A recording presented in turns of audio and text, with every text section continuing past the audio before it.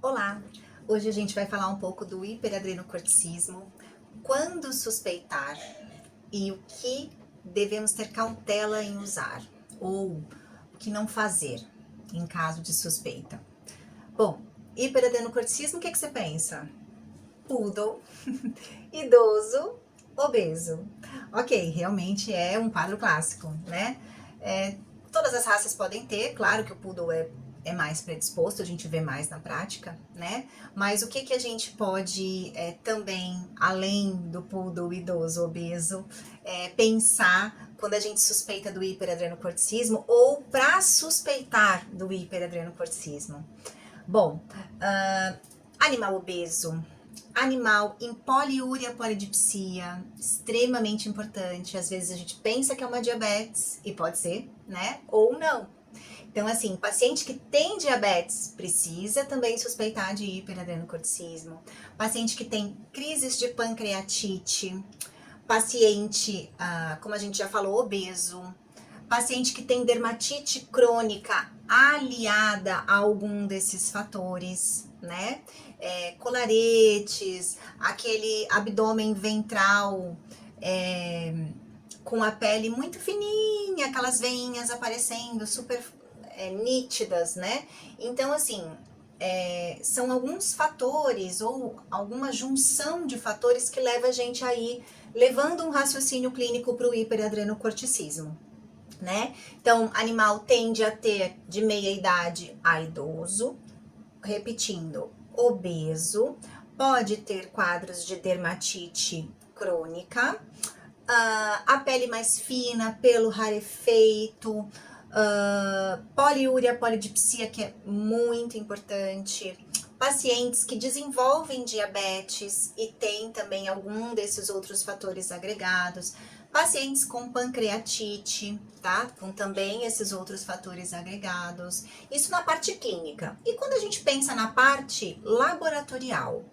Bom, são pacientes que, em geral, podem ter trombocitose, pacientes que, além disso, também podem ter hiperlipidemia, então colesterol e ou triglicérides mantendo alto, né?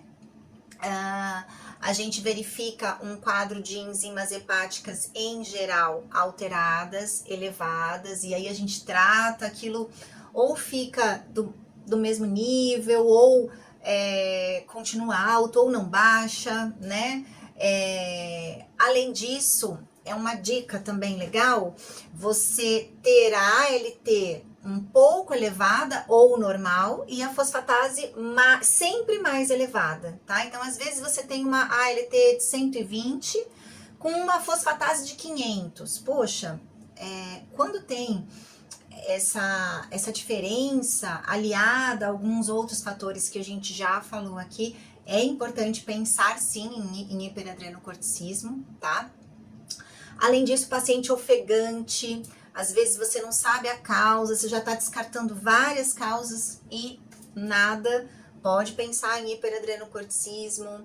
Às vezes você faz um ultrassom e aquelas adrenais estão normais, então ele não tem hiperadreno. Pode ter. Outra coisa, um erro muito constante, fazer teste de cortisol, 2 amostras por baixa dose de dexametasona e ter um resultado negativo. Poxa, então tudo que eu suspeitei, todos aqueles sintomas por água abaixo não é hiperadreno? Pode ser, tá? Então nunca dispensar um diagnóstico de hiperadrenocorticismo só com um teste de cortisol, tá? Se for o caso, você testa no próximo exame por ACTH, né? Pelo método do ACTH.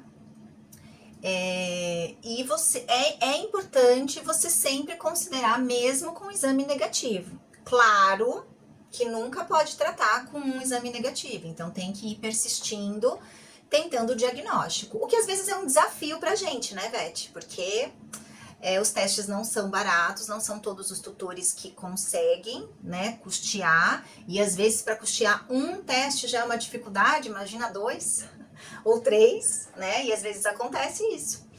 O paciente com hiperadrenocorticismo, alguns podem ter o hipotiroidismo associado, Então, às vezes você faz um teste para hipotiroidismo e você não testa o hiperadreno, e é muito importante, tá? Porque às vezes pode ter associação, eu já tive pacientes assim, e aí nesses casos a gente trata das duas doenças, e isso fica mais com o endócrino, né?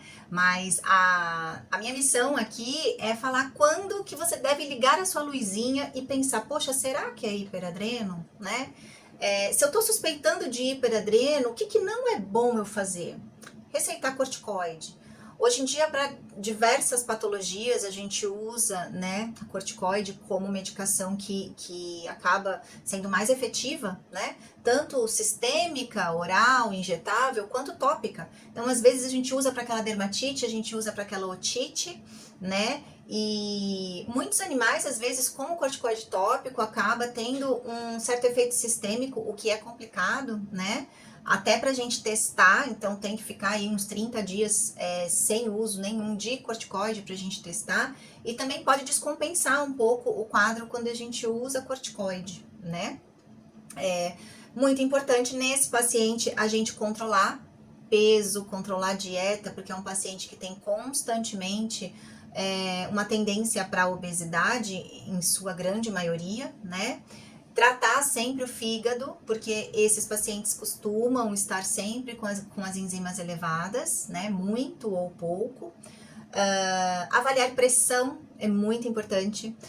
Muitos pacientes com hiperadrenocorticismo, síndrome de Cushing, eles acabam evoluindo para uma hipertensão arterial.